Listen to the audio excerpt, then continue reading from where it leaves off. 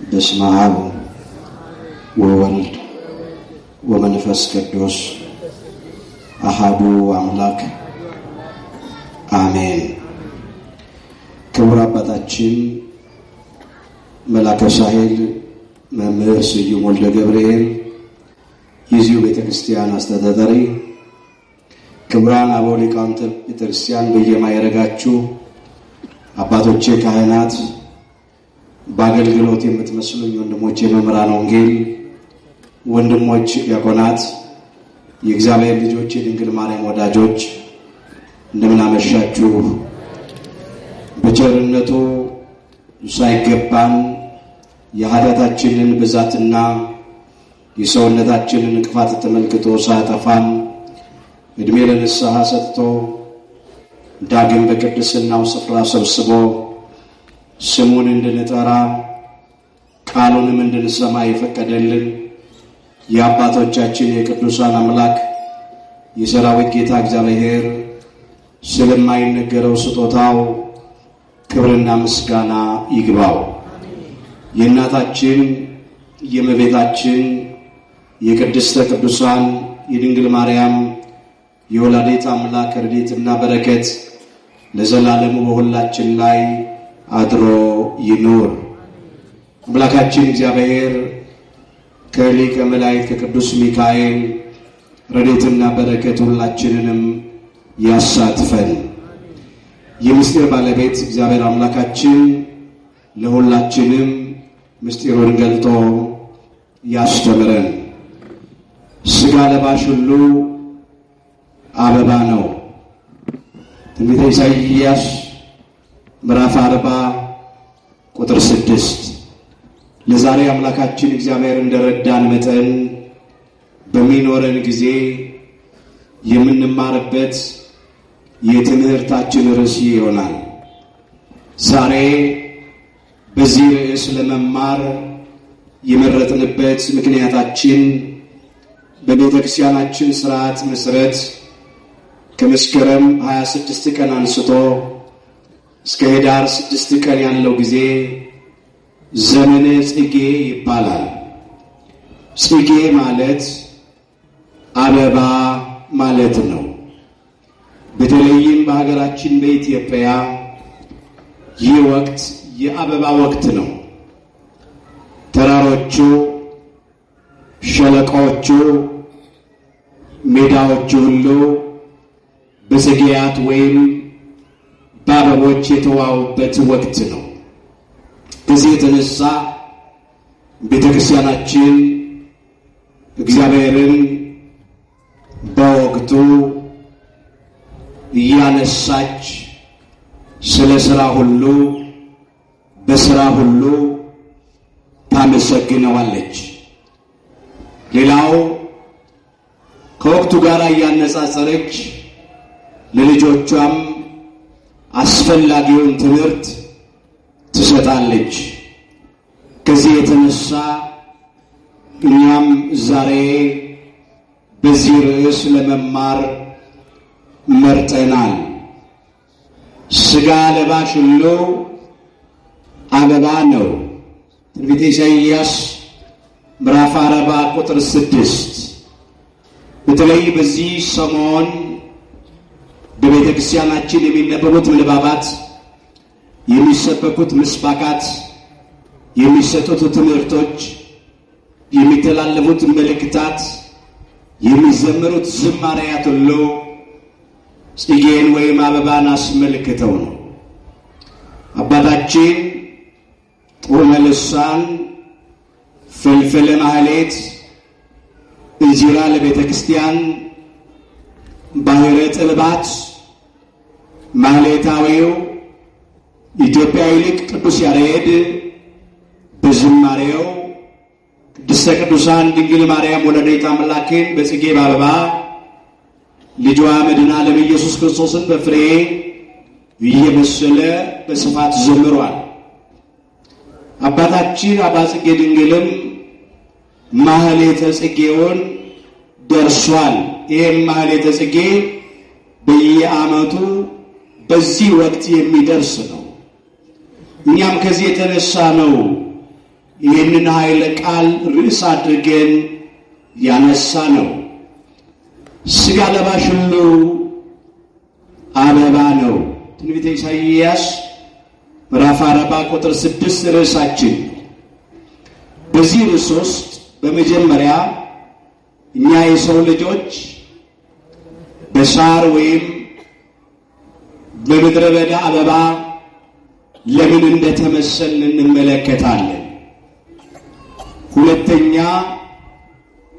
በሳርና በምድረ በዳ አበባ ከተመሰልን ምን ልናደርግ እንደሚገባን ተመልክተን ትምህርታችንን እንጠቀልለዋለን። አምላካችን እግዚአብሔር በነገር ሁሉ ማስተዋልን ይስጠን።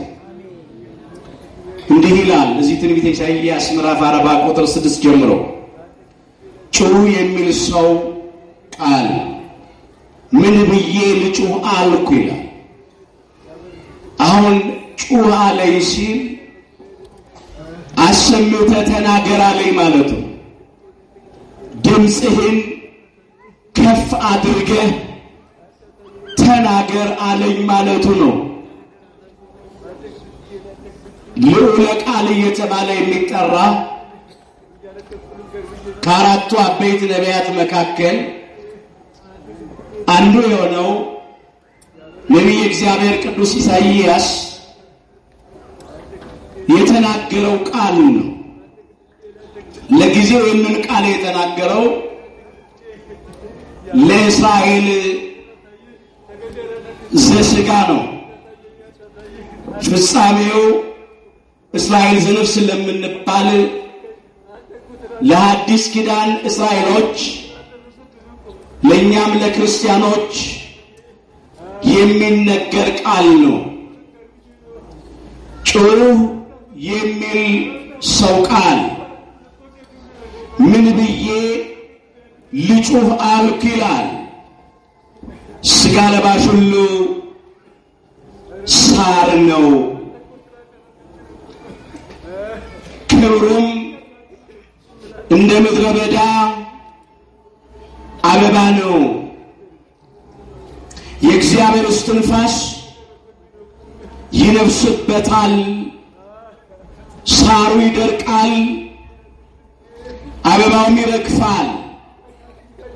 በእውነት ሕዝቡ ሳር ነው። የጌታ ቃል ግን ለዘላለም ይኖራል ይላል።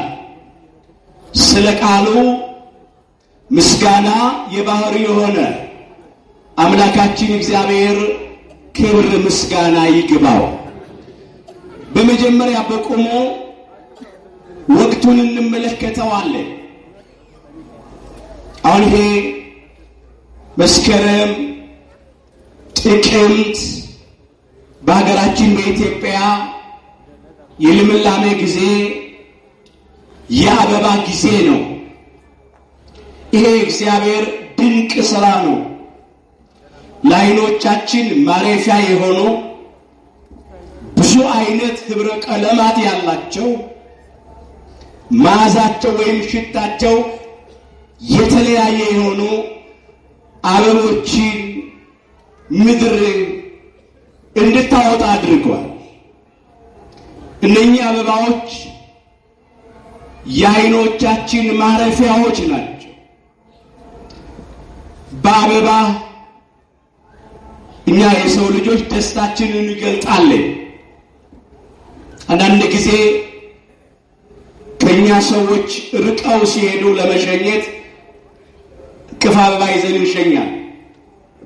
ከኛ ርቀው የነበሩ ወገኖቻችን ከሄዱበት ሲመለሱ እቅፍ አበባ ይዘን እንቀበላለን። በሰርጋችን ላይ አበባ ይታያል። በልዩ ልዩ ዝግጅቶች፣ ድግሶች ላይ አበባ በጠረጴዞች ላይ ይቀመጣል። ለመንግስት የሥራ ኃላፊዎች፣ ለሃይማኖት አባቶች ክብር መግለጫ የደስታ ምልክት ይሆን አበባ ይበተናል። አበባ የደስታ መግለጫ ስለሆነ ማለት ነው። ሌላው አበባ የፍቅር መግለጫ ነው። ባል ለሚስቱ፣ ሚስት ለባሏ፣ ልጆች ለወላጆች፣ ወላጆች ለልጆች፣ ባልንጀራ ለባልንጀራ ፍቅራቸውን ለመግለጥ ልዩ ልዩ አይነት አበቦችን ያበረክታሉ። እናቶቻችን በሚወልዱበት ጊዜ አበባ ይዘን እንቀርባለን። ይህም ብቻ አይደለም፣ ሽልማትም ነው ለድል አድራጊዎች የሚሰጥ። ሮጠው ለቀደመ ታግሎ ለጣለ ሰው በአረንጓዴው ቅጠል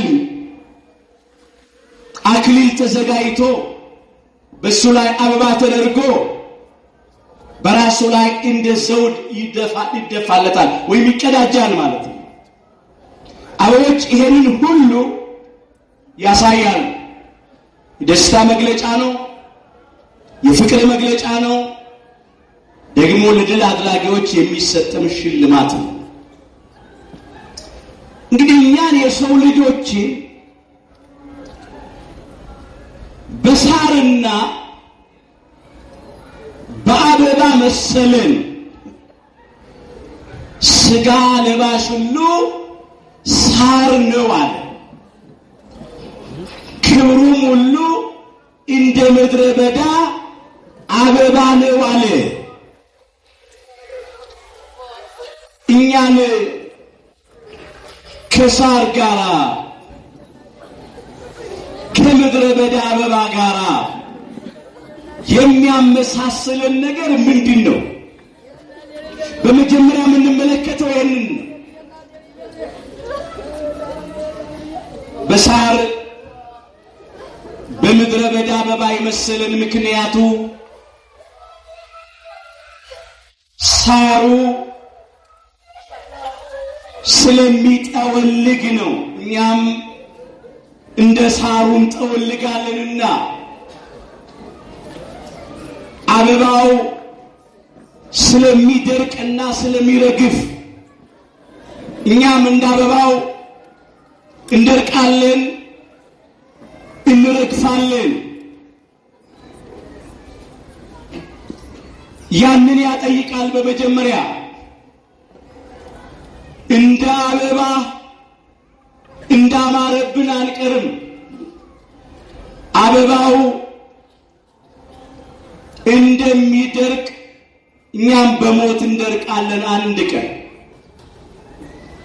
አበባው ደርቆ እንደሚረግፍ እኛም ደግሞ በሞት ደርቀን በመቃብር ወድቀን በስጋ እንፈርሳለን፣ እንበሰብሳለን። ይህንን ያጠይቃል። ይህ ስናነሳ አበባ የደስታ የፍቅር መግለጫ ብቻ አይደለም፣ ወይም ደግሞ ለድል አድራጊዎች የሚሰጥ ሽልማት ብቻ አይደለም። አበባ የሐዘን መግለጫ ነው። ወገኖቻችን በስጋ በሞት ከኛ ሲለዩ በመቃብራቸው ላይ የአበባ ጉንጉን እናስቀምጣለን። ያው ለትምህርት አሁንም አስከሬን በመካከላችን ገብቷል። ትምህርቱ አሁን በደንብ አድርጎ እያያዛል። ጥሩ ጊዜውን ጠብቆ መጥቷል። የአበባ ጉንጉን መቃብር ላይ እናስቀምጣለን። ሙታንን ስንሸኝ ምን ስንል ነው? በመጀመሪያ እንደ አበባው ተቀጠፉ ስንል ነው። ደረቁ፣ በሞት በመቃብር ሊወድቁ ነው ማለታችን ነው። ምንቀብራቸው ነው በስጋ። እሱ ብቻ ግን አይደለም። መስከረምና ጥቅምት ላይ የምናየው አደይ አበባ ሂዳር ታይሳስ ላይ ጠውልጎ ደርቆ ይወድቃል፣ ይረግፋል፣ ይፈርሳል፣ ይበሰብሳል። እንደገና ጊዜውን ጠብቆ በመስከረም ላይ የአበባ ያብባል፣ ይበቅላል። እንደገና ይህ ደግሞ ከሞት በኋላ ሕይወት አለን ከመቃብር በኋላ ትንሣኤ አለንም ስንል በሞት ደርቀን በመቃብር ወድቀን ረግፈን ፈርሰን በስብሰን አንቀርም። ከሞት በኋላ ሕይወት አለን፣ ከመቃብር በኋላ ትንሣኤ አለን ስንል አምላካችን እግዚአብሔር የሁላችንን ትንሣኤ የክብር ትንሣኤ ያድርግልን። አበባውን ከማየት በፊት ሳር አለ። 4 ደረጃዎችን እንመለከታለን። ከመድረቁ አስቀድሞ ያለውን እድገት ማለት ነው። ሳር አለ። በሳሩ ላይ አበባ ያብባል፣ አበባ ይወጣል። በአበባው ላይ ፍሬ ይታያል፣ አበባው ፍሬ ያፈራል። 3 ከፍሬው በኋላ መጠውለግ አለ። ያ ፍሬ ይጠወልጋል፣ በሰርክ ይጠወልጋል። ከዚህ በኋላ ነው የሚደርቀው። ከመድረቅ በኋላ መውደቅ አለ። ከመውደቅ በኋላ መርገፍ፣ መፍረስ፣ መበስበስ አለ። ይህንን በእኛ ሕይወት ውስጥ ነው የምናየው። ስለ ሳር፣ ስለ አበባ፣ ስለ ፍሬ ሊነግረን ገዶት አይደለም፣ ስለኛ ሕይወት ነው። ስጋ ለባሽ ሁሉ ምንድን ነው? አበባ ነው። በደንብ በሉ። ስጋ ለባሽ ሁሉ በሉ አበባ ነው። ስጋ ለባሽ ሁሉ ምን ነው? አበባ ነው። ሁላችን በምድረ በዳ አበባ እንመስላለን። ይህንን አባታችን ክቡር ዳዊት ሲዘምር እንዲህ አድርጎ አምጥቶታል። የዳዊት መዝሙር 89 ቁጥር 5 ጀምሮ ዘመኖች የተናቁ ይሆናሉ ይላል። ዘመኖች የተናቁ ይሆናሉ ሲል በመጀመሪያ ዘመናችን በምድር ላይ አጭር መሆኑን የሚያጠይቅ ቃል። የቱንም ያህል በምድር ላይ ብንኖር የሰው ዕድሜ በጣም አጭር ነው፣ ረጅም አይደለም። በዚህ በመጽሐፈ ኢዮብ ምዕራፍ 14 ቁጥር 1 ጀምሮ መመልከት ይቻላል።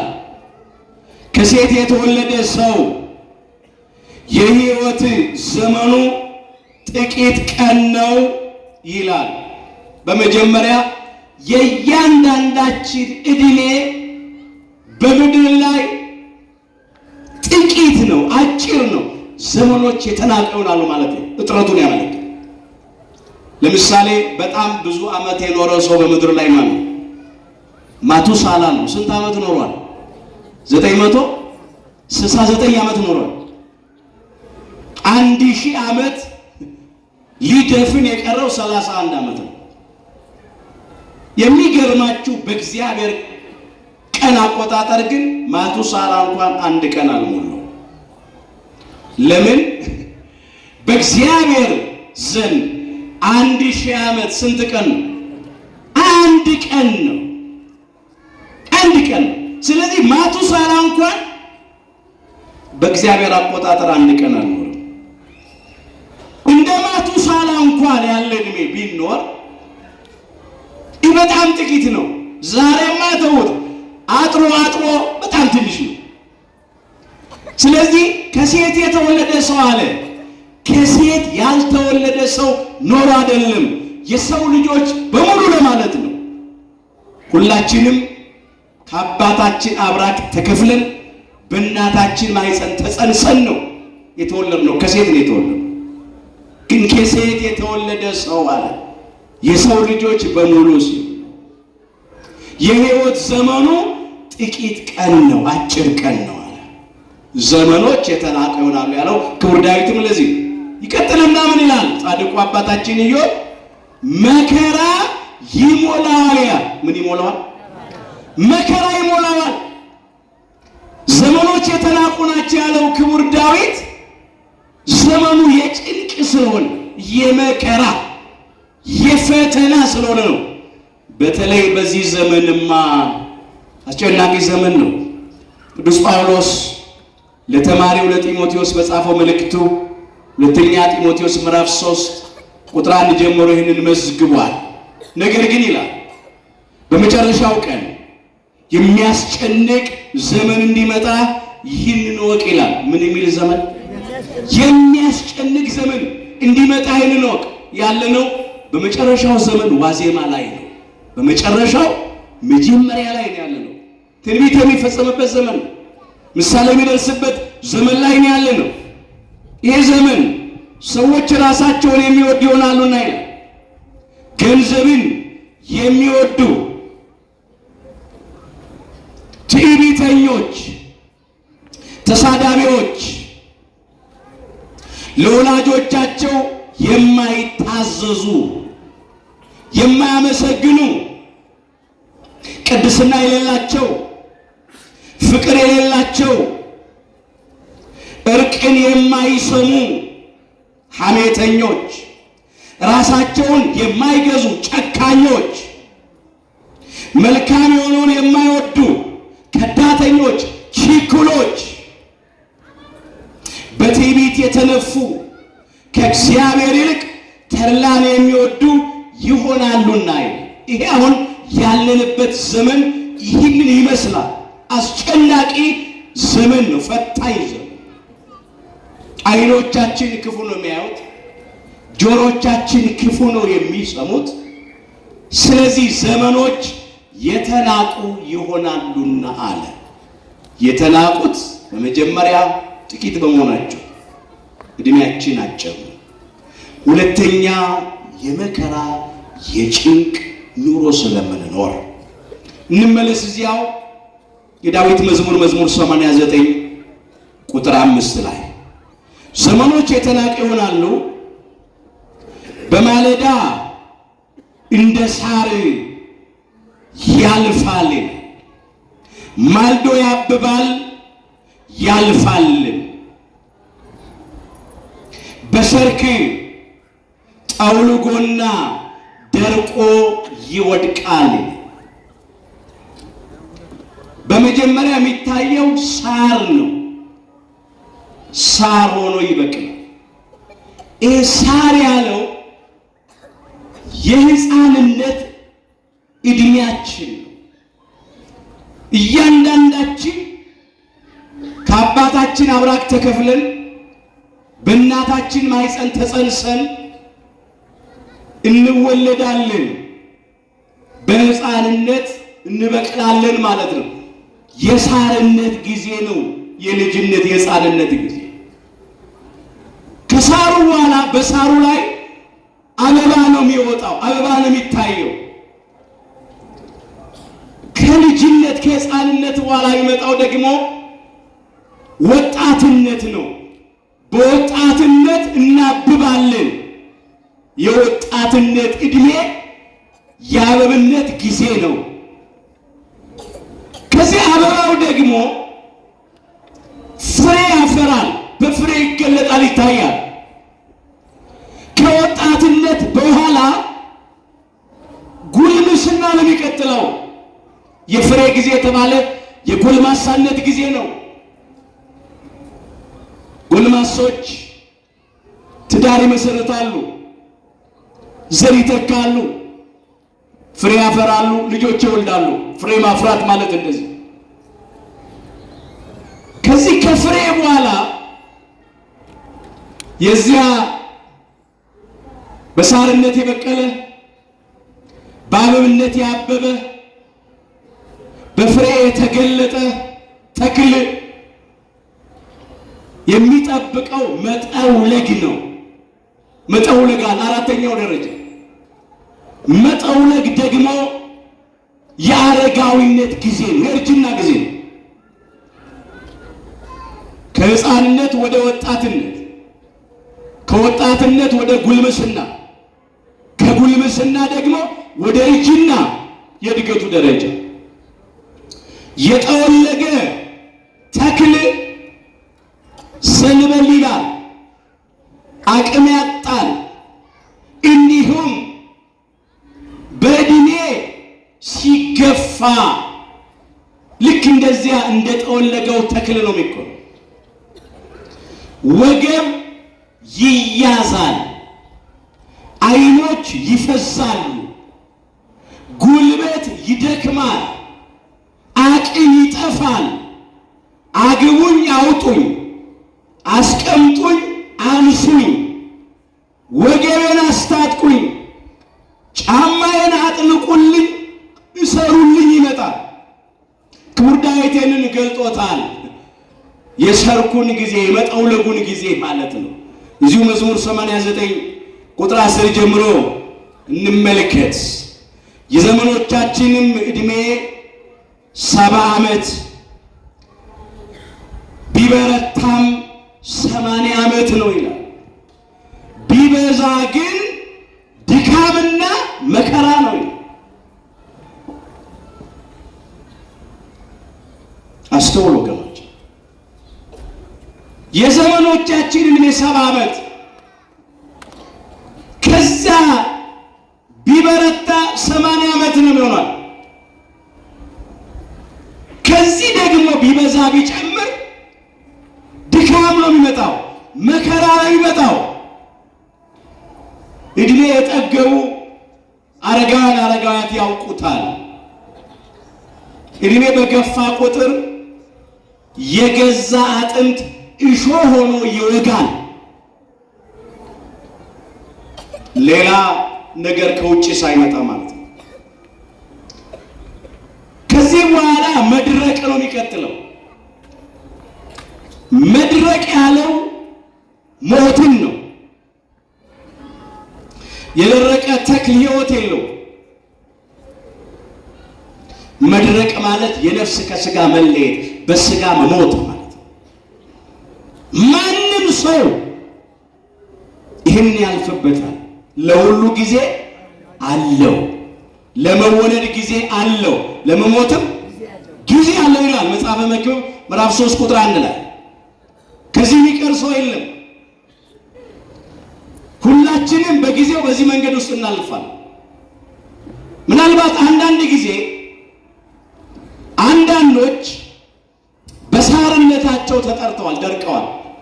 በሕፃንነት የሞቱ አንድ ፍሬ ሕፃናት አሉ፣ ሳያብቡ ማለት ነው። ወጣትነት ሳይደርሱ በልጅነት የደረቁ አሉ በሞት። ደግሞ አንዳንዶች በአበብነታቸው የተቀጠፉ አሉ። ወጣትነት ደርሰው ፍሬ ሳያፈሩ፣ ትዳር ሳይመሰርቱ፣ ልጅ ሳይወልዱ፣ ጉልምስና ዕድሜ ሳይደርሱ ወጣቶች እንዳሉ የተጠሩ አሉ፣ የደረቁ አሉ። አንዳንዶች ደግሞ በጉልምስና የተጠሩ አሉ።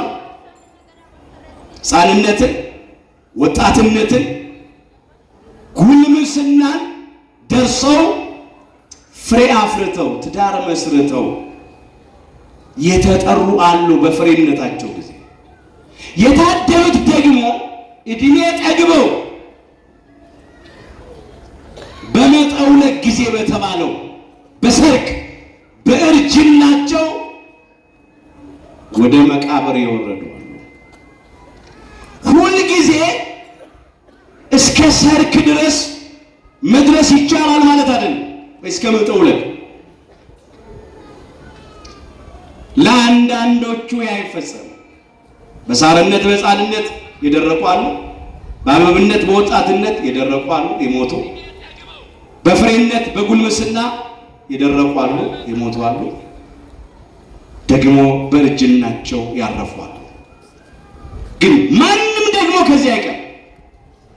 ያችን ጊዜ ጠብቀን ሁላችን ይላል። ከዚያ ጠውልጎ አለ በእርጅና፣ ደርቆ አለ በሞተ ሥጋ ይወድቃል አለ። ምን ይላል? ይወድቃል። የሚወድቀው ቤት ነው፣ በመቃብር ይወድቃል፣ ይቀበራል ማለት ነው። ብዙ ወገኖቻችንን ቀብረናል፣ ሸኝተናል። እኛ የምንጠብቀው ተራችንን ነው። ውሎ ውሎ ከቤት ኖሮ ኖሮ ከመሬት ነው። ማንም ሰው ከዚህ አይቀር። አባታችን ጻድቁ ኢዮብ ይህንን እንደዚህ አድርጎ አምጥቶታል። እዚያ መጽሐፈ ኢዮብ ምዕራፍ 14 ቁጥር 1 ጀምሮ ተመልሰን እንመልከት። ከሴት የተወለደ ሰው አለ የሕይወት ዘመኑ ጥቂት ቀን ነው፣ መከራም ይሞላዋል። እንደ አበባ ይወጣል ይረግፋልም አለ። እንደ ጥላም ይሸሻል እርሱም አይጸናም አለ። እንደ አበባ ይወጣል ያብባል። በሕይወተ ሥጋ ስንኖር ነው። ከዚያ ደግሞ ይረግፋል። በሞተ ሥጋ ደግሞ እንረግፋለን። ይህንን እናልፋለን። ሁላችንም አሁን አበባውን ስናይ በመጀመሪያ ልናስተውል የሚገባው ነገር እኛም አበባውን እንደምንመስል ነው። ክብራችን እንደ ምድረ በዳ አበባ እንደሆነ ሳሩን ስናየው ለምለሙን ሳር አረንጓዴውን ስናየው የኛም ክብር እንደ ለምለሙ ሳር እንደሆነ ማሰብ። የለበስነው ሥጋ አንድ ቀን በሞት ይደርቃል። አንድ ቀን በመቃብር ይረግፋል፣ ይፈርሳል፣ ይበሰብሳል። ዘመነ ጽጌን ስናስብ በመጀመሪያ ይሄንን ማሰብ አለን። ሁላችን አምላካችን እግዚአብሔርንም እንደዚህ እያልን ልንለምነው ልንማጸነው ያስፈልገናል። ሁልጊዜ በጸሎታችን ተዘከር እግዚኦ ከመ መሬት ንሕነ ልንል ያስፈልጋል። አቤቱ እኛ አፈር እንደሆነን አስብ። የዳዊት መዝሙር 102 ቁጥር 14 ላይ የተመዘገበ ኃይለ ቃል አቤቱ እኛ አፈር እንደሆነን አስብ። እኛ አፈር እንደሆነን አያውቅም እንዴ? ያውቃል። እርሱ ፍጥረታችንን ያውቃልና ይላል ከፍ ብሎ። በእጆቹን ያበጃጀ በመዳፎቹን የቀረጸ ግሩምና ድንቅ አድርጎ ነው የሰራ። ይሄ የለበስነው አካላችን ሥጋችን አፈር ነው። እግዚአብሔር አምላክም ሰውን ከምድር አፈር አበጀው፣ በአፍንጫውም የሕይወትን እስትንፋስ ይፋለበት፣ ሰውም ሕያው ነፍስ ያለው ሆነ ነው የሚለው ኦሪት ዘፍጥረት ምዕራፍ 2 ቁጥር 7 ጀምሮ። የመጀመሪያውን ሰው የሁላችንን አባት አዳምን አምላካችን እግዚአብሔር ከምድር አፈር ነው ያበጀው። ከአራቱ ባህርያተ ሥጋና ከሦስቱ ባህርያተ ነፍስ ነው የፈጠረን። ስለዚህ በሥጋችን አፈር ነን። የለበስነው ሥጋ አፈር እንደሆነን አስብ። አካላችን ሥጋችን አፈር ነው።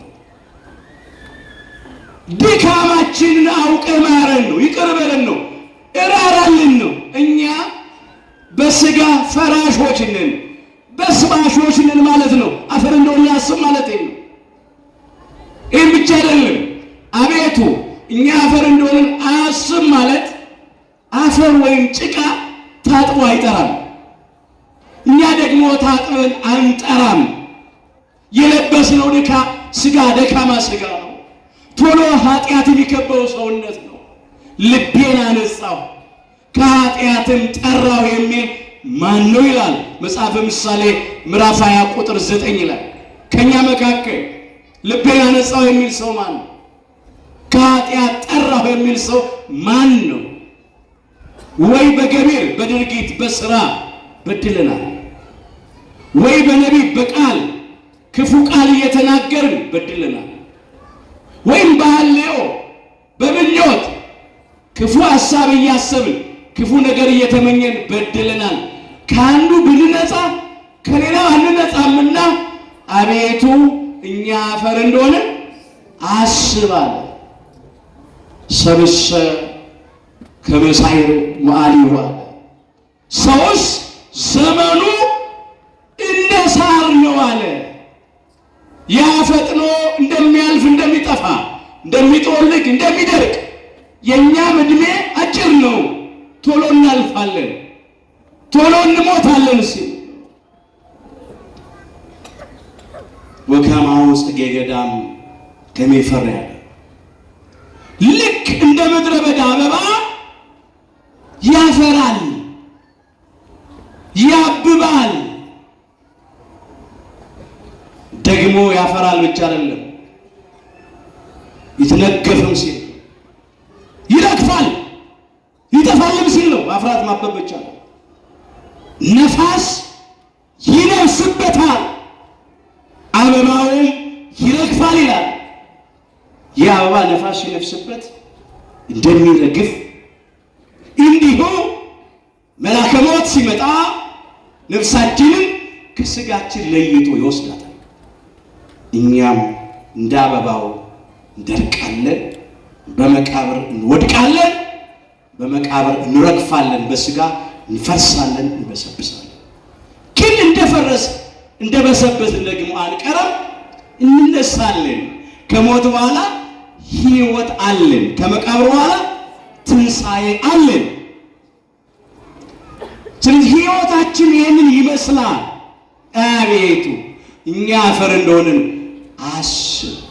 ሰው ዘመኑ እንደ ሳር ነው፣ እንደ ምድረ በዳ አበባ እንዲሁ ያብባል፣ ያፈራል። ነፋስ በነፈሰበት ጊዜ ያልፋል፣ ይደርቃል ብሎ ነው ክቡር ዳዊት ያነሳ። አንደኛው ነገር ሁልጊዜ ልናስተውል የሚገባው ልክ የእኛም ሕይወት እንደ ምድረ በዳ አበባና እንደ ሳር እንደሆነ ማሰብ። ሳሩ እንደሚጠወልቅ እንደሚደርቅ፣ አበባው እንደሚደርቅ እንደሚረግፍ፣ እኛም አንድ ቀን በሞት እንደርቃለን፣ በመቃብር እንወድቃለን፣ እንረግፋለን፣ እንፈርሳለን፣ እንበሰብሳለን በስጋ። ይህን ማሰብ አንዱ እሱ። ሁለተኛ ይህንን አበባ ስናስብ፣ ዘመነ ጽጌን ስናስብ አምላካችን እግዚአብሔር የምድርን አበቦች እንዲህ አድርጎ አስጊጧል። አምላካችን ጌታችን መድኃኒታችን ኢየሱስ ክርስቶስ በመዋዕለ ስብከቱ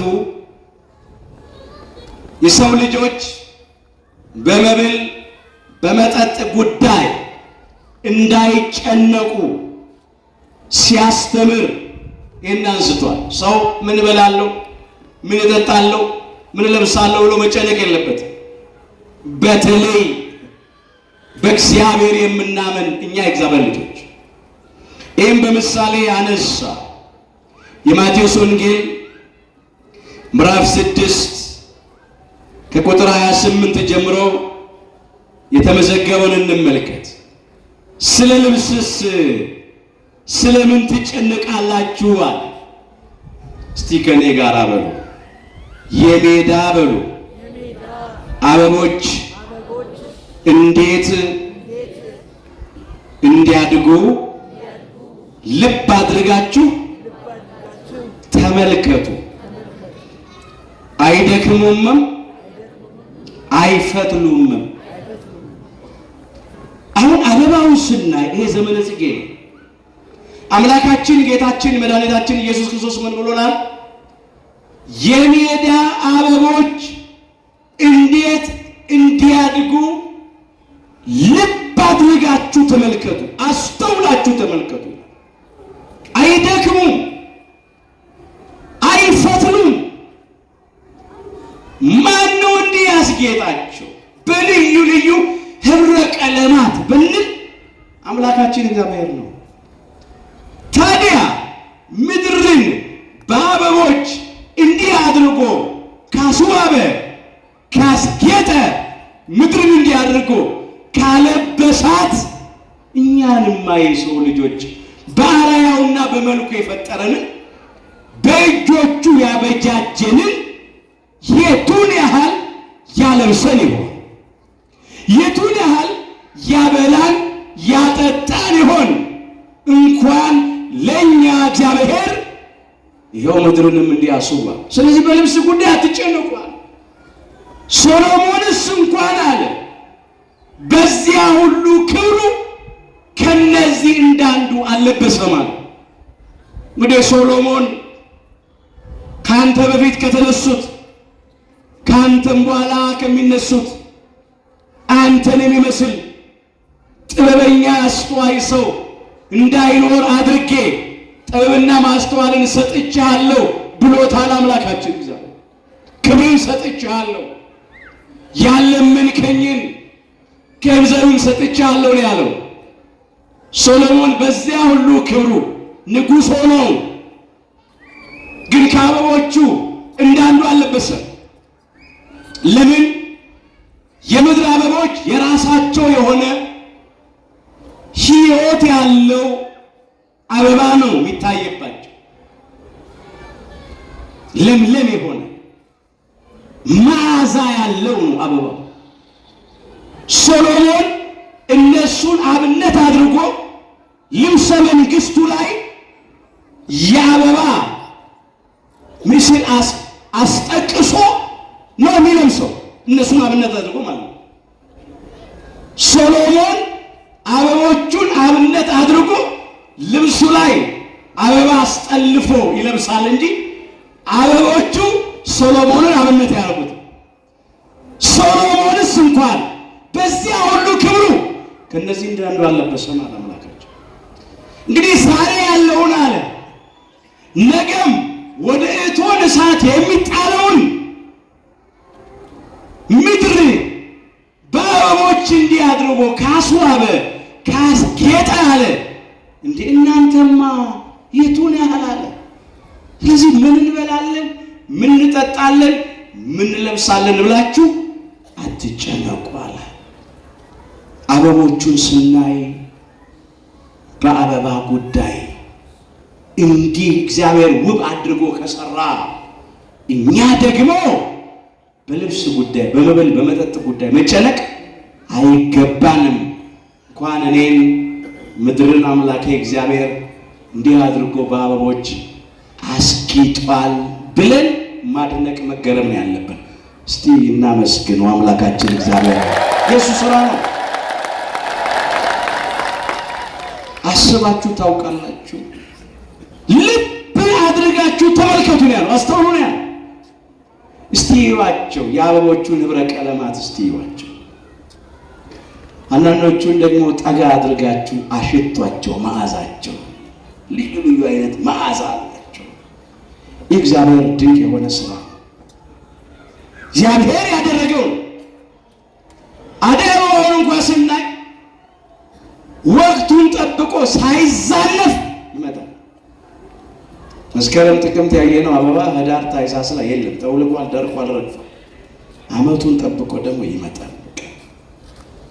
ነገርን ሁሉ በጊዜ ውብ አድርጎ ሰራው ይላል መጽሐፈ መክብብ ምዕራፍ 3 ቁጥር 11 ላይ ውብ አድርጎ ነው የሰራው። ስለዚህ አበቦችን ስናይ እኛ በምንም ጉዳይ መጨነቅ የለብንም። ይሄ ዘመነ ጽጌ ይህንን ያስተምረናል፣ በምንም እንዳንጨነቅ። ሌላው የሚያስጨንቁን አስጨናቂ ሰዎች አሉ።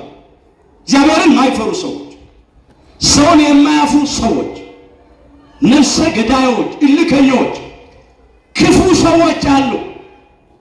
ጊዜ የሰጠው ቅል ድንጋይ ይሰብራል ይላሉ አበው።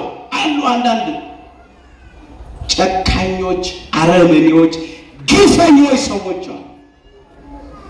ሳሩን ስናይ አበባውን ስናይ እነሱን ደግሞ እንዳንፈራ እግዚአብሔር ቃል ያስተምረናል። የእነሱ ሕይወትም እንደ ሳር ይተወልቃል። ትንቢተ ኢሳይያስ ምዕራፍ 52 ምዕራፍ 51 ቁጥር 12 ጀምሮ የተመዘገበውን ኃይለ ቃል እንመለከተው።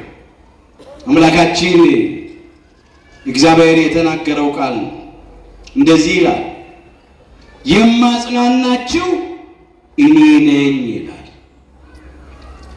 የሚሞተውን ሰው እስቲ በሉ እንደ ሳርም በሉ የሚጠወልገውን የሰውን ልጅ ትፈራ ዘንድ አንተ ማን ነህ?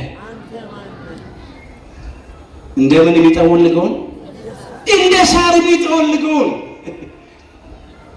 የሚሞተውን የሰውን ልጅ ስጋ ለባሹን ምንድን ነው? አበባ ነው። ስጋ ለባሽ ሁሉ ምንድን ነው? ሳር ነው።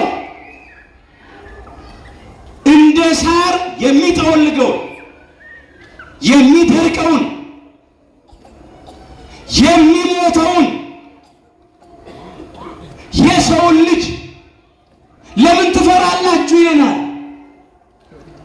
መፈራት የሚገባው አምላካችን እግዚአብሔር ነው። በባህሪው ሞት የሌለበት በመንግስቱ ሽረትና እልፈት ለውጥ የሌለበት የዘላለም አምላክ የዘላለም ንጉሥ እግዚአብሔር ነው መፈራት ያለበት እንጂ ስጋ ለባሽ ሰዎችን ልንፈራ አይገባንም። ለምን? እንደ ሳር ይጠወልጋሉ፣ እንደ አበባ ይደርቃሉ፣ ይረግፋሉ፣ በሞት ይሸነፋሉ። የጊዜ ጉዳይ ነው። አንዳንድ ጊዜ ለምልመው ሲታዩ አብበው ሲታዩ አለው ሲሉ የሚጠወልጉ አይመስሉም ይሆናል፣ የሚደርቁ አይመስሉም ይሆናል። ግን ይጠወልጋሉ፣ ይደርቃሉ፣ ይሞታሉ፣ ያልፋሉ። መፈራት የሚገባው አምላካችን እግዚአብሔር ነው። እሱን የምንፈራው የፍቅር ፍርሃት ነው፣ የአክብሮት ፍርሃት ነው። ውለታውን እያሰብን ቸርነቱን እያሰብን በፍቅር ፍርሃት ለሱ እንገዛለታለን እንጂ እግዚአብሔር ጨካኝ ነው፣ አረመኔ ነው፣ ክፉ ነው ብለን አይደለም። ለባህሪው አይስማማው። የኛ አምላክ ሩህሩህ ነው፣ መሐሪ ነው፣ ቸር ይቅር ባይ ነው። ከእናት ይልቅ እናት ነው፣ ከአባትም ይልቅ አባት ነው። ፍቅር የሆነ አምላክ ነው። ክብር ምስጋና ይግባው። ፍቅሩን እያሰብን ውለታውን እያሰብን ነው ምንፈራው።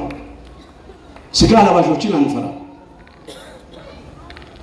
ስጋን የሚገሉትን አትፍሩ፣ ነፍስን መግደል አይቻላቸውም ነው ያለው የማቴዎስ ወንጌል ምዕራፍ 10 ቁጥር 28 ላይ። የት ያገኙታል?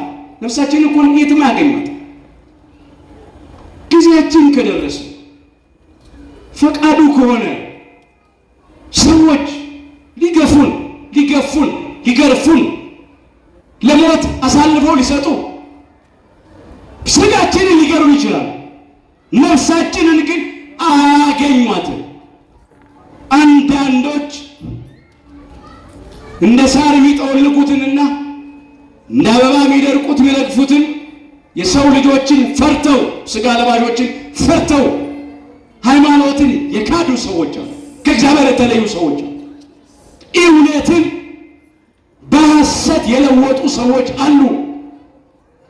በሚያሳዝን ሁኔታ በእኛ ዘንድ ግን ይሄ አይደረግ።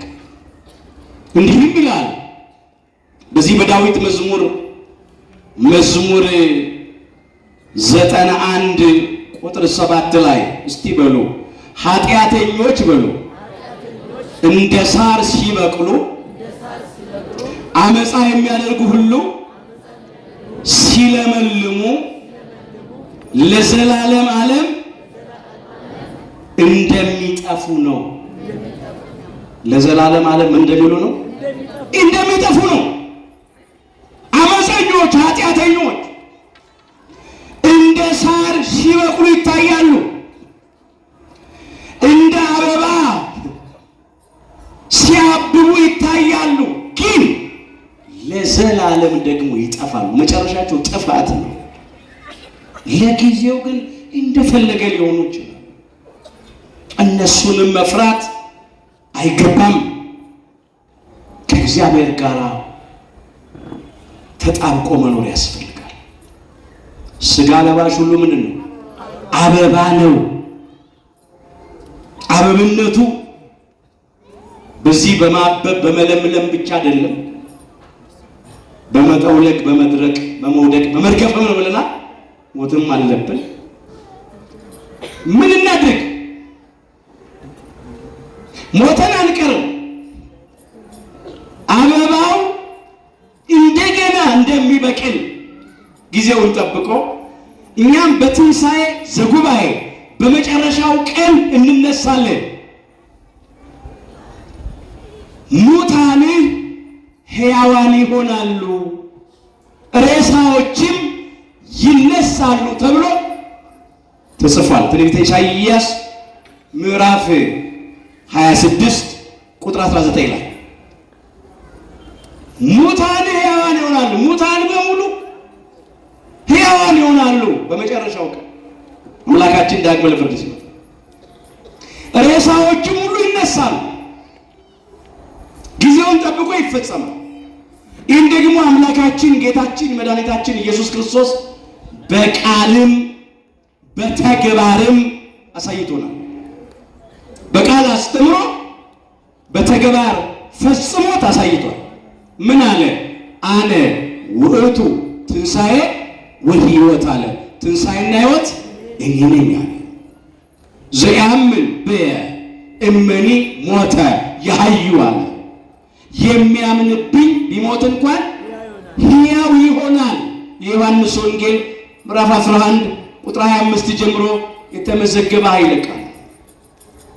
አምላካችን ጌታችን መድኃኒታችን ኢየሱስ ክርስቶስ በመዋዕለ ስብከቱ ካስነሳቸው ሙታን መካከል ጥቂቶቹን እናንሳ ለትምህርታችን የሆነን ዘንድ። ትንሣኤና ሕይወት እኔ ነኝ ያለ አምላክ ለሙታን ሕይወትን ሰጥቶ አሳይቷል። አንዱ ታሪክ በማርቆስ ወንጌል ምዕራፍ 5 ከቁጥር 35 እስከ ፍጻሜ ምዕራፍ የተመዘገበ። የምኩራቡ አለቃ የኢያኢሮስን ልጅ የ12 ዓመት ብላቴና ናት፣ አንድ ፍሬ ሕፃን ልጅ ሞተች። ይቺ በሳርነቷ ላይ የደረቀችው ማለት ነው። ገና ወደ አበብነት ወደ ወጣትነት ሳታድግ ከዚህ አምላካችን ጌታችን መድኃኒታችን ኢየሱስ ክርስቶስ መጣ። ወደ ምኩራቡ አለቃ ወደ ኢያኢሮስ ቤት ከቅዱሳን ሐዋርያት አይማድ የሚባሉትን የምስጢር ደቀ መዛሙርት የሆኑትን ሊቀ ሐዋርያት ቅዱስ ጴጥሮስ፣ ሐዋርያው ቅዱስ ያዕቆብንና ሐዋርያው ቅዱስ ዮሐንስን ለነጎድጓድ ይዞ ገባ። እንዲህ አለ፣ የኢያኢሮስ ልጅ ተኝታለች፣ አስነሳት ዘንድ እሄዳለሁ አለ። በዚያ የነበሩ ሰዎች ምን አሉ? እንዴ የተኛችና የሞተች ለይቶ አያውቅም እንዴ? እንደ ሞተች ያውቃሉ እነሱ። የሚያሳዝኑት እነዚህ ሰዎች እነሱ መሞቷን ያወቁትን ያህል እሱን ግን አላዋቂ ያደረጉት። ለነሱ እኮ ጥበብን ማስተዋልን የሰጠ ነው ኤልሻዳይ ካህኔ ኩሉ፣ ሁሉን ቻይ አምላክ ነው። የሚሳነው ነገር የለም። እንኳን እርሱ ሁሉን አዋቂ የሆነ አምላክ ቀርቶ እነሱ እንኳን እውቀታቸው የተገደበ የተወሰነው ከእውቀት ከፍሎ የሚያውቁት እንኳን አውቀዋል እኮ መሞቷን በስጋ ግን ሳከትከት ብለው ሳቁበት። እሱ ግን ተኝታለች አስነሳታለሁ ማለቱ ሞቷን ነው በእንቅልፍ የመሰለ። ያንቀላፋ እንደሚነቃ የተኛ እንደሚነሳ የሞተችውን ጣቢታን ከሞት አስነሳታለሁ ማለት ነው። ከዚያ ጣቢታ ሆይ ተነሽ አላት። ያቺም ብላቴና ሕፃን ልጅ አፈፍ ብላ ተነሳች። ክብር ምስጋና ለአምላካችን ለእግዚአብሔር። ሕይወት ነኝ አለ፣ ትንሣኤ ነኝ አለ። በሳርነት በሕፃንነት ጊዜዋ በሞት የደረቀችውን በሕይወት አለመለማት አንዱ እሱ። ሌላው በሉቃስ ወንጌል ምዕራፍ 7 ቁጥር 11 ጀምሮ የተመዘገበ ታሪክ አለ። ናይን በሚባል መንደር የነበረች አንዲት መበለት ነበረች ይላል። መበለት ማለት ባል የሞተባት ሴት ማለት ነው። ባል የሌላት ብቸኛ ሴት። አንድ ልጅ ነበራት፣ የዓይኗ ማረፊያ፣ የልቧ ተስፋ የሆነ ልጅ፣ የባለቤቷን ሐዘን ማስረሻ የሆነ ልጅ። ይጦረኛል፣ የምትለው ልጇ በጉብዝናው በወጣትነቱ በሞት ደረቀ። ይሄ ደግሞ በአበብነት ጊዜ የደረቀ ነው። አበብነት ወጣትነት ነው ብለናል። ደረቀ። የሚያሳዝን ነው። የዚያን የወጣት ልጇን አስክሬን በቃሬዛ አሸክማ ወደ ቀብሩ ስፍራ እያነባች እያዘለች ትሄዳለች። አምላካችን ጌታችን መድኃኒታችን ኢየሱስ ክርስቶስ መጣና ቃሬዛውን ነካና አስቆማቸው። እንዲህ አለ፣ አንተ ጎበዝ እልሃለሁ ተነሳ አለው። ያ በወጣትነቱ የሞተው ወደ መቃብር ስፍራ ታጥቦ ተገንዞ በቃሬዛ ተደርጎ በሸክም ይሄድ የነበረው አፈፍ ብሎ ተነሳ። የዛች መበለት ሐዘን ለደስታ፣ ልቅሷ ለሳቅ ተቀየረ። አስተውሉ። ትንሣኤና ሕይወት እኔ ነኝ ያለ አምላክ በአበብነቱ በወጣትነቱ የደረቀውን ያንን ጎበዝ ሕይወት ሰጥቶ አሳይ፣ አለመለመው። ሶስተኛ በዚህ በዮሐንስ ወንጌል ምዕራፍ 11 ላይ ሙሉ ታሪኩ ተመዝግቧል። ይሄ ደግሞ የተቀበረ ነው። 4 ቀን የሞላ ሁላችን የምናውቀው ታሪክ አልዓዛር የማርታና የማርያም ወንድም ከ4 ቀን በኋላ አምላካችን ጌታችን መድኃኒታችን ኢየሱስ ክርስቶስ ወደ አልዓዛር መቃብር መጣ። አልዓዛር ውጣ አለው። ያ የሞተው አልዓዛር ከተቀበረ 4 ቀን የሞላው አልዓዛር የአምላካችን የጌታችን የመድኃኒታችን ኢየሱስ ክርስቶስን ድምፅ ሰምቶ አፈፍ ብሎ ከመቃብር እንደተገነዘ ሆኖ ወጣ። ፍቱትና ይሂድ ተዉት አለ። የመጨረሻው ለቅሶ ደራሽ የነ ማርታና የነ ማርያም እንባ አባት ሆነ። ሰው ሲጨርስ እግዚአብሔር መስራት ይጀምራል። ታሪክ ይለውጣል፣ ነገር ይገለብጣል። የተቆረጠ ተስፋን የሚቀጥል አምላክ ለሞተው ለአልዓዛር ሕይወት ሰጠ። ሕይወት ነኝ አለ። ለተቀበረው ለአልዓዛር ትንሣኤ ሰጠ። ትንሣኤነቱን አረጋገጠ በተግባር በድርጊት። የሚገርም ነው። ይህ ብቻ አይደለም። አምላካችን ጌታችን መድኃኒታችን ኢየሱስ ክርስቶስ በዕለተ ዓርብ በቀራንዮ መስቀል ላይ በተሰቀለ ጊዜ በሰማይ 3 ተአምራት ታይተዋል። በምድር 4 ተአምራት ታይተዋል። በምድር ከታዩት ከ4ቱ ተአምራት መካከል አንዱ መቃብራት ተከፍተው ከ500 ከፍ ከ600 ዝቅ ያሉ ሙታን ተነስተዋል። በዚህ በማቴዎስ ወንጌል ምዕራፍ 27 ከቁጥር 52 ጀምሮ የተመዘገበውን ታሪክ መመልከት ትችላላችሁ። መቃብሮችም ተከፈቱ ይላል። ተኝተውም ከነበሩ ምን ብለው ከነበረ? ተኝተው ከነበሩ ከሙታን ብዙዎች ተነሱ ይላል። አሁን ተኝተው ከነበሩ ሲል መቃብር ቆፍረው ውስጥ ገብተው ተኝተዋል ማለት ነው። ይኸውም በእንቅልፍ የመሰለው በስጋ የሞቱትን ሙታን ተኝተው ከነበሩት አለ በስጋ ካንቀላፉት ከሞቱት ከተቀበሩት ብዙ ሙታን ተነሱ። ከትንሣኤውም በኋላ ወደ ቅድስት ከተማ ወደ ኢየሩሳሌም ገብተው ለሰዎች ሁሉ ታዩ፣ የክርስቶስንም ነገር መሰከሩ ብሎ ነው የሚናገረው። ትንሣኤና ሕይወት እኔ ነኝ። እነኚህ ከሞት የተነሱ ከመቃብር የወጡ ሙታን ሁሉ ግን ሞተዋል። እንደገና ትንሣኤ ዘጉባኤን ይጠብቃሉ። የመጨረሻውን ቀን ይጠብቃሉ። አምላካችን ጌታችን መድኃኒታችን ኢየሱስ ክርስቶስ ትንሣኤና ሕይወት እኔ ነኝ ያለው እነኛን ሙታን ስለማስነሳት ብቻ አይደለም፣ የራሱም ነገር አለበት።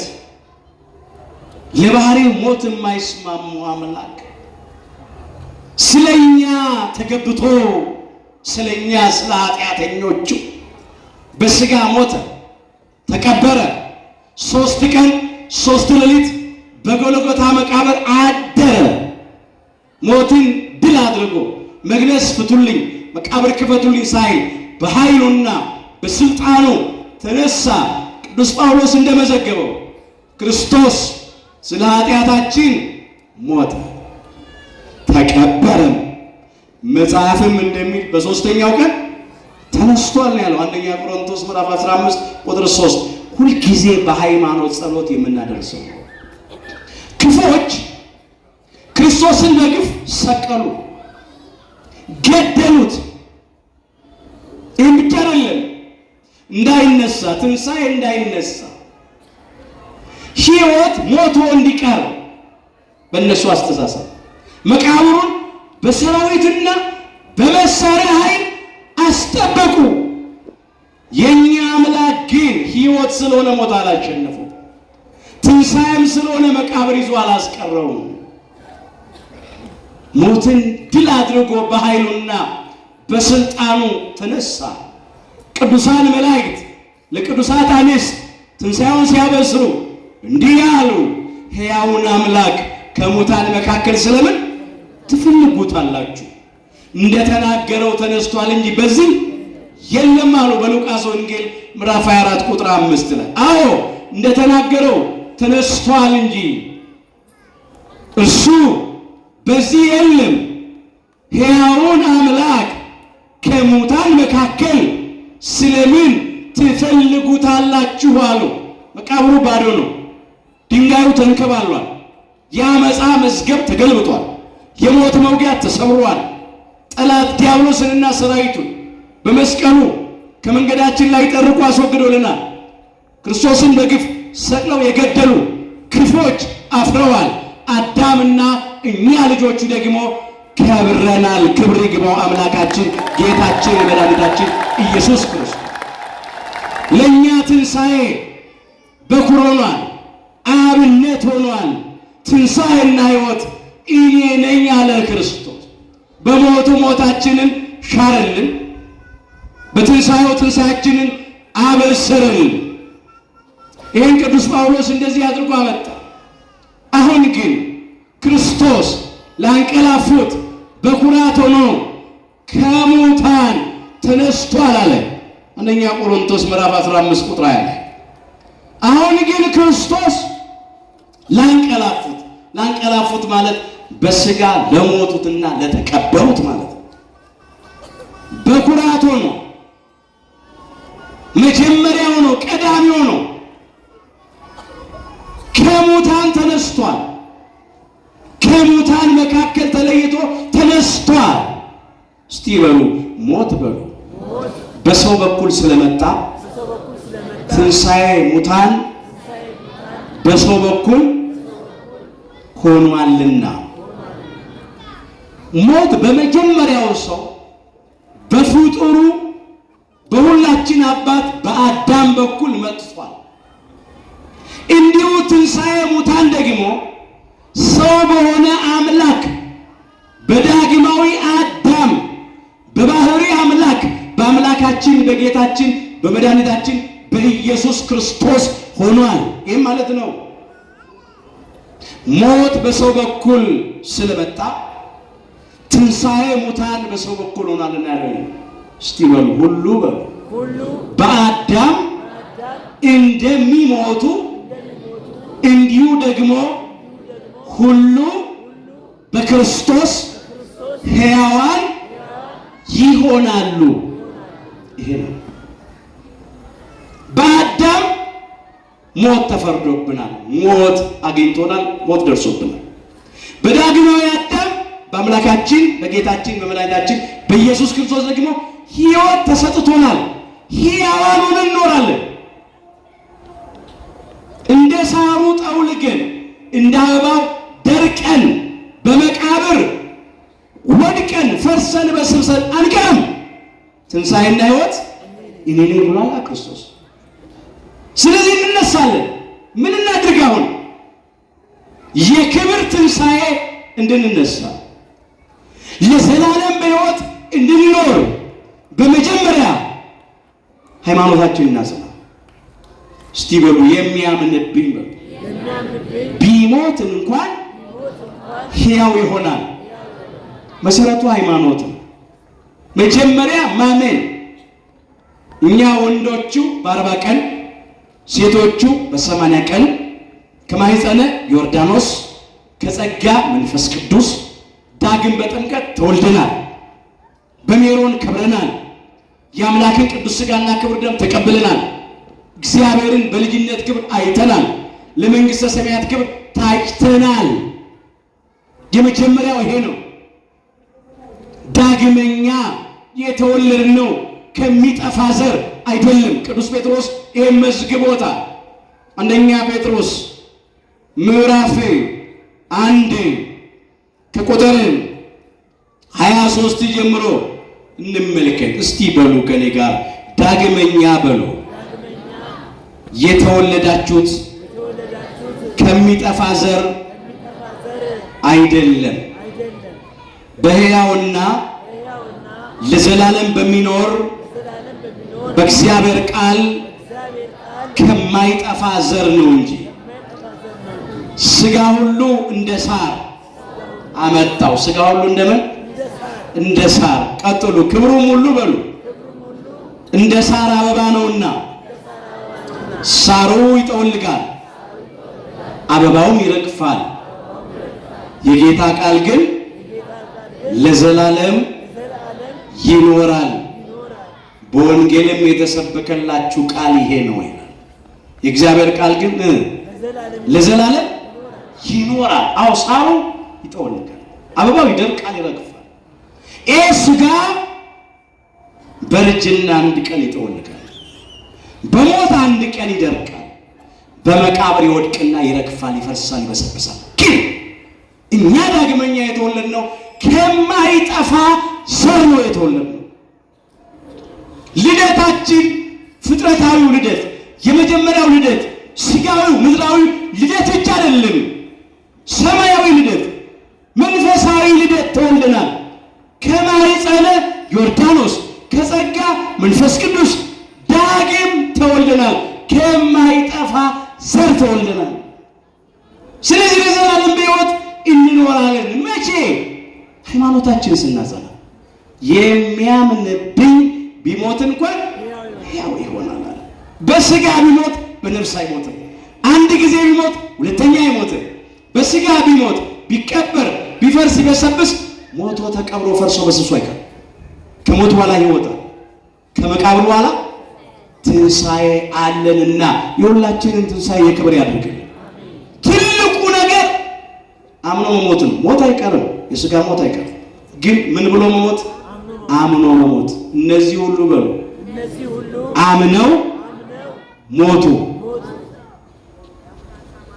ዕብራውያን ምዕራፍ 11 ቁጥር 13 ላይ ተመዝግቧል። ቅዱስ ጳውሎስ ስለ እምነት ሲጽፍ በግፍ ሞትን በመጀመሪያ ከቀመሰው ከጻድቁ ከአቤል ጀምሮ ዘርዝሮ አመጣና ምን አለ? እነዚህ ሁሉ አምነው ሞቱ ነው ያለው። አምኖ መሞት። ሥጋ ለባሽ ሁሉ ምንድን ነው? አበባ ነው።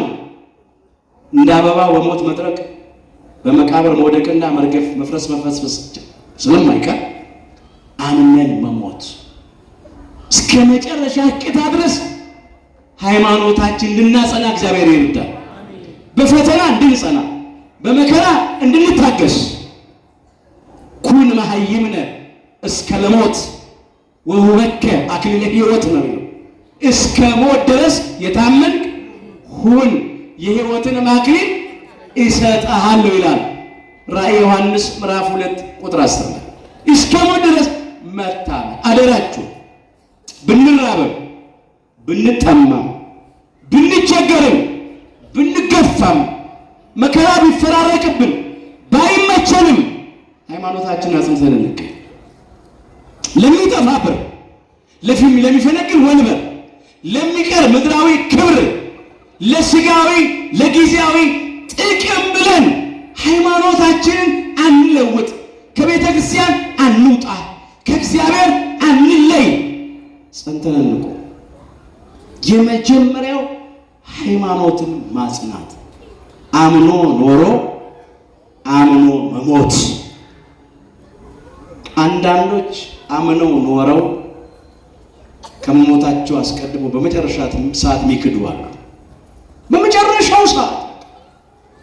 እኛ ግን አምነን ኖረን አምነን ነው መሞት ያለብን። አምኖ መሞት አንዱ እሱ።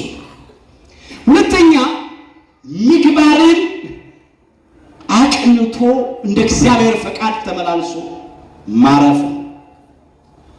ቃሌን የሚጠብቅ ቢኖር ለዘላለም ሞትን አያይም ይላል የዮሐንስ ወንጌል ምዕራፍ 8 ቁጥር 50 አለ። አምላካችን ጌታችን መድኃኒታችን ኢየሱስ ክርስቶስ የተናገረው ቃል ቃሌን የሚጠብቅ እንደ እግዚአብሔር ቃል የሚኖር ፈቃዱን የሚፈጽም ሰው የመንፈስ ቅዱስን ፍሬዎች የሚያፈራ በጽድቅ ሥራ የሚመላለስ ሰው ቢኖር ሞትን አያይም። ከሞት በኋላ ባለው ሕይወት ከመቃብር በኋላ ባለው ትንሣኤ ለዘላለም አይሞትም ማለት ነው እንጂ ነፍሱ ከሥጋው አትለይም።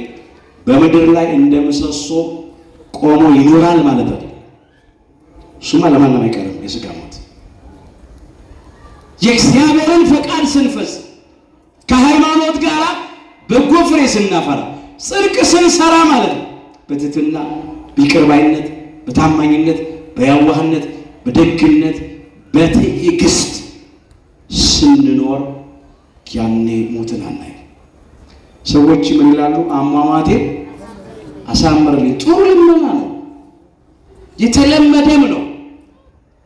የሰው አሟሟቱ አምሯል የሚባለው አምኖ ሲሞት ነው። ሃይማኖቱን አጽንቶ በስጋ የሞተ ክርስቲያን አሟሟቱ አምሯል።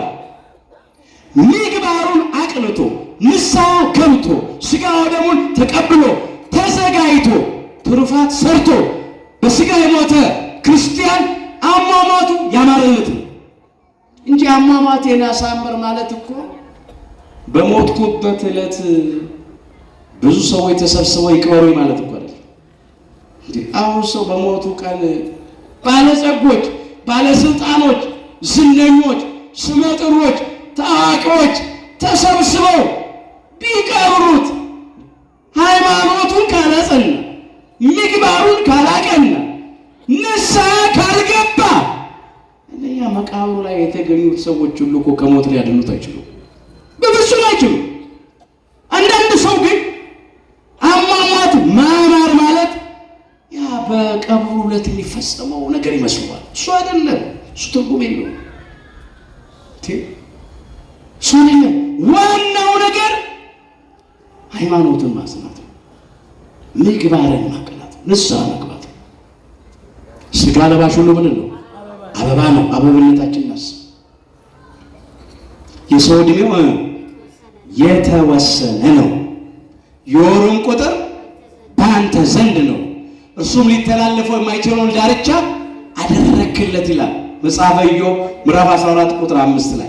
የእያንዳንዳችን ዕድሜ በእግዚአብሔር ዘንድ የተወሰነ ነው፣ የተቆጠረ የተለካ ነው። ማንም ሰው ያንን መተላለፍ አይችልም። ባለጸጋ በገንዘቡ ዕድሜ መጨመር አይችልም። ባለስልጣን በስልጣኑ በመሳሪያው በሰራዊቱ ብዛት ዕድሜ መጨመር አይችልም። ባለ እውቀት ባለ ጥበብ በሁለትና በሶስት ዲግሪ ዕድሜ መጨመር አይቻልም። ያማ ቢቻል ኖሮ ብዙ ሚሊዮነሮች ቢሊዮነሮች ያን ሁሉ ገንዘባቸውን ጥሎ ይሞቱ ነበር፣ ይገዙ ነበር። ዕድሜ እኮ ይገዙ ነበር። ዕድሜ ግን ከገበያ የሚገዛ ሸቀጥ አይደለም። እግዚአብሔር የጸጋ ስጦታ። ባለስልጣኖች ዕድሜ መጨመር የሚችሉ ነው። በስልጣናቸው ወንበራቸውን ጥለው ስልጣናቸውን ትተው ይሞቱ ነበር። ለወንበራቸው ስንት የንጹሐንን ደም ያፈሱ የለን፣ ይጨፈጭፉ የለን። ርኅራኄ የሌላቸው ጨካኞች፣ አረመኔዎች፣ እግዚአብሔርን ማይፈሩ ሰውን ማያፍሩ በንጹሐን ደም የሚታጠቡ በስልጣንማ እድሜ መጨመር ብቻ ኖሮ ያደርጉት ነበር፣ ግን አይቻልም። ማንም አይችልም። እንባ እድሜ ይጨምራል፣ ንስሐ እድሜ ይጨምራል። የንጉሱ የሕዝቅያስን ሕይወት ማየት ይቻላል። በትንቢተ ኢሳይያስ ምዕራፍ 38 ላይ ይሄ ታሪክ ተመስክሯል። ንጉሱ ሕዝቅያስ እግዚአብሔር ከሰናክሬምና ከአሦራውያን እጅ አዳነው። በተለይም መጋቤ ብሉይ ሊቀ መላእክት ቅዱስ ሚካኤል ከእግዚአብሔር ተልኮ ከአሦራውያን ሰፈር 185,000 ገደለ። ከድል በኋላ ግን ንጉሡ ሕዝቅያስ ክብርን ለራሱ ወሰደ። ይሄ ድል የተገኘው አለ፣ ይሄ ክብር የተገኘው አለ በእኔ የጦር ስልትና ብልሃት ደግሞ በሰራዊቴ ችሎታ ነው አለ። የእግዚአብሔርን ክብር ለራሱ ወሰደ፣ ልቡ ኮራ፣ ታበየ። መጽሐፍ ግን ምንድን ነው የሚለው? ፈረስ ለጦርነት ቀን ይዘጋጃል፣ ድል ግን ከማን ዘንድ ነው? ከእግዚአብሔር ዘንድ ነው ይላል ምሳሌ 21 ቁጥር 31 ላይ። ድል ከእግዚአብሔር ነው። ለእስራኤላውያን እኮ ውጊያቸውን የተዋጋ ቅዱስ ሚካኤል ነው። ሰልፋቸውን የተሰለፈ ቅዱስ ሚካኤል ነው። አንድ ጠጠር አልወረወሩም፣ አንድ ጦር አልሰበቁም፣ አንድ ሰይፍ አልሰነዘሩም። ማለዳ ሲነሱ 185,000 የአሦራውያንን በድል ነው ቅዱስ ሚካኤል ጥሎ ያሳያቸው። ግን ንጉሡ ሕዝቅያስ ታበየ። ያን ጊዜ እግዚአብሔር ቆነጠጠና አልጋ ላይ ጣለው። አንተ እንኳን ሕዝብህን ከሰናክሬምና ከአሦራውያን እጅ ከአሕዛብ እጅ እንደዚህ እንደ ጉንዳን ከበዛ ሰራዊት ልታድን ቀርቶ ራስህንም ከበሽታ ማዳን የማትችል አቅመ ቢስ ነህ ብሎ ይኸው ብሎ ቆነጠጠው። ተግሳጽ ነው። በደዌ ገሰጸና አልጋ ላይ ጣለው። ከዛ ነቢዩ ኢሳይያስን ወደ ንጉሡ ወደ ሕዝቅያስ እግዚአብሔር ላከ። ምን አለው? ትሞታለህ እንጂ በሕይወት አትኖርምና ቤትህን አስተካክል አለው። አሁን እግዚአብሔር ጉዳዩ ከንጉሡ ሕዝቅያስ ቤተ መንግስት ጋር አይደለም። ጉዳዩ ከንጉሡ ሕዝቅያስ ልብ ጋር ነው። ልብን አስተካክል ነው፣ ሕይወትን አስተካክል ነው። ቤተ መንግስቱንማ የሚያስተካክሉ ብዙ አገልጋዮች አሉ። የንጉሡ የሕዝቅያስ ልብ ግን በትዕቢት ተበላሸ፣ በኃጢአት ተበላሸ። በትዕቢት የተበላሸውን ሕይወትን በትሕትና አስተካክለው፣ በኃጢአት የተበላሸውን ሕይወትን በንስሐ በጽድቅ አስተካክለው፣ የረከሰውን ሕይወትን በንስሐ ቀድሰው አለው። ንጉሡ ሕዝቅያስ ወዲያው በእግዚአብሔር ፊት ተንበረከከ። መተላለፉን አስቦ የንስሐ እንባ አነባ፣ አለቀሰ። እግዚአብሔርም ነቢዩ ኢሳይያስን መልሶ ወደ ንጉሡ ወደ ሕዝቅያስ ላከው። ሂድ አለው፣ እንዲህ በለው ንጉሡ ሕዝቅያስን እንባህን ተመልክቻለሁ፣ ልመናህንም ሰምቻለሁ፣ ጸሎትን ተቀብያለሁ። ወደ አንተ በምሕረት ተመልሻለሁ። በሦስተኛው ቀን ከደዌህ እፈውስሃለሁ፣ በዕድሜ ላይም 15 ዓመት ጨምሬልሃለሁ አለው። ክብር ምስጋና ለአምላካችን ለእግዚአብሔር ይሁን። አስተዋላችሁ? እንባ ዕድሜ ይጨምራል፣ ንስሐ ዕድሜ ይጨምራል። የወደቀ ሲነሳ፣ የበደለ ሲመለስ፣ የረከሰ ሲቀደስ፣ ያኔ አምላካችን ዕድሜ ይጨምራል። በሌላ ነገር ግን ዕድሜ አይጨምርም። ንጉሡ ሕዝቅያስ ዕድሜው የተጨመረለት ምን አለ? ያን ጊዜ አንተም ፈወስከኝ፣ ወደ ሕይወትም መለስከኝ። እግዚአብሔር ያውቅበታል። እኛም ዛሬ በተሰጠን ጊዜ እንጠቀም። ማምሻም ዕድሜ ስለሆነ ምንም ብንሆን በሥጋ ሳር ነን፣ በሥጋ አበባ ነን። የሳር ትምክህት የአበባ ትምክህት የለ መድረስ ነው። ሳር ምን አቅም አለው? አበባ ምን አቅም አለው? ደካማ አይደለም። እኛም እኮ ስንያዝ እኮ ጭብጣ እንሞላ ስንለቀቅ እኮ ለሜዳ ማይበቃል። እስቲ በሉ እስትንፋሱ በሉ በአፍንጫው ያለበትን ሰው ተውት እርሱ ስለምን ይቆጠራል። ትንቢተ ኢሳይያስ ምዕራፍ 2 ቁጥር 22። በዚህች ጋር እኮ ብትያዝ ነገሩ አበቃ። ጉንፋን ይበቃል ግን አንቻለን። አንዳንዴ እንታበያለን። ንጉሡ ሕዝቅያስ እኮ ታበየ፣ ልቡ ኮራ፣ ክብሩን ለራሱ ወሰደ። እግዚአብሔር ይህንን አደረገልን ጠላቶቻችንን ጣለልን ብሎ እግዚአብሔርን ለማመስገን በእኔ ጦር ስንት በሰራዊት ጥንካሬ አሦራውያንን ድል አደረግኩ ብሎ ተመካ፣ ታበየ። ወነጠጠና አስተኛው። እግዚአብሔር አቅመ ቢሶች ደካሞች ነን። ስለዚህ ሁልጊዜ ማሰብ አለብን። የተጨመረንን ዕድሜ ንስሐ ነው። በተሰጠን ጊዜ እንድንመለስ እግዚአብሔር ሁላችን ይርዳል። ሁላችንም እንሞታለን ይላል ሁለተኛ ሳሙኤል ምዕራፍ 14 ቁጥር 14 ጀምሮ ሁላችን እንሞታለን። የሥጋን ሞት ነው። ነጭ ጥቁር፣ ባለጠጋ ድሃ፣ ጌታ ባሪያ፣ ወንድ ሴት፣ ትልቅ ትንሽ፣ የተማረ ያልተማረ፣ ካህን ምእመን፣ አማኒ ከሃዲ፣ ቅዱስ ርኩስ፣ ቡሩክ ርጉም ልዩነት የለም። ሁላችን እንሞታለን። በምድር ላይ እንደፈሰሰና እንደማይመለስ ውሃ ነን ይላል። የፈሰሰ ውሃ አይታፈስም ይላሉ አበው መጽሐፍም ይላል። እግዚአብሔር ግን የነፍስን ጥፋት አይወድም። ማንም ሰው ከኛ በነፍሱ እንዲጠፋ ለዘላለም እንዲሞት እግዚአብሔር ፈቃዱ አይደለም። እኛ በራሳችን ላይ ካልጨከንን በስተቀር እግዚአብሔር በእኛ ላይ አይጨክንም። የእግዚአብሔር ፈቃዱ ሁላችንን እንድንድን ነው። አሁን የእግዚአብሔር ጥያቄ ለምን ወደቃችሁ አይደለም፣ ለምን አትነሱ? ለምን በደላችሁ አይደለም፣ ለምን አትመለሱ? ለምን ረከሳችሁ አይደለም፣ ለምን አትቀደሱ? ከተመለስን ይመለሳል። የምሕረት እጆቹ እንደተዘረጉ ናቸው። የተጣለ ሰው ይላል በጥርጥር በክህደት በአምልኮተ ጣዖት በማንኛውም በደልና ኃጢአት የተጣለ የወደቀ ሰው ፈጽሞ እንዳይጠፋ በምክሩ ያስባል። እግዚአብሔር እየመከረን ነው። እግዚአብሔር እየተናገረን ነው። እሱ ሲመክረንና ሲናገረን እንድናስተውሉላችን ይርዳል። በሳርነት በሕፃንነት የደረቁ በሞት የተጠሩ አሉ። በአበብነት በወጣትነት ተጠርተው ይሄዱ አሉ።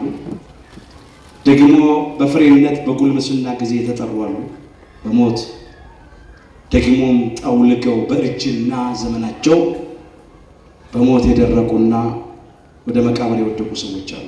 ይሄ ሁሉ ለኛ ማስተማሪያ ነው። መቼ እንደምንጠራ እናውቅ። አይ እኔ ወጣት ነኝ፣ አይ እኔ ጎልማሳ ነኝ፣ እኔ ገና ነኝ ማለት አይቻልም። ቀኑ ከደረሰ የሚሄድ ነው። ስለዚህ እንደ ሳሩ ዘመናችን አጭር ነው፣ እንደ አበባው እንደርቃለን እንረግፋለንና እኛም በተሰጠን ጊዜ እንድንጠቀም ይርዳል። ሥጋ ለባሽ ሁሉ አበባ ነው። ትንቢተ ኢሳይያስ ምዕራፍ 40 ቁጥር 6 ሁላችን ከውድቀታችን ተነስተን ከርኩሰታችን ተቀድሰን ወደ አባቶቻችን ወደ ካህናት ቀርበን ኃጢአታችን ሁሉ ተናዘን ቅዱስ ሥጋዋን በልተን ክቡር ደሙን ጠጥተን መንግሥቱን እንድንወርስ ስሙን እንድንቀድስ ኃያሉ እግዚአብሔር አምላካችን በቸርነቱ ይርዳን። የሁላችንንም መጨረሻችንን አምላካችን እግዚአብሔር በቸርነቱ ያሳምርልን። ይቆየን።